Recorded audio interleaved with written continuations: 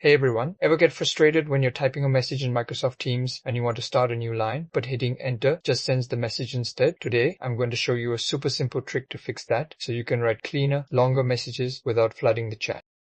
As you can see here, if I type a message and hit enter, it just sends it right away. That's fine for a quick reply, but what if you're typing something more detailed, like a list or a multi-paragraph message? Sending each line as a separate message can get pretty annoying for everyone in the chat, and it looks a bit messy. Here's the quick and easy fix. All you have to do is hold down the shift key and then press enter. See, now you get a nice clean new line without sending your message. You can do this as many times as you need to structure your message perfectly. This trick works great for writing longer messages and keeping your chat tidy. And while you're in the message box, you might have noticed some of the other options down here. Clicking the format button, which looks like an A with a pencil, opens up a whole range of editing tools. You can make your text bold, italic, or even add bullet points and numbered lists to make your message even clearer. So next time you're typing a long message in Teams, remember the Shift plus Enter trick. It's a small change that makes a big difference. If you found this helpful, give the video a like and subscribe for more quick tech tips.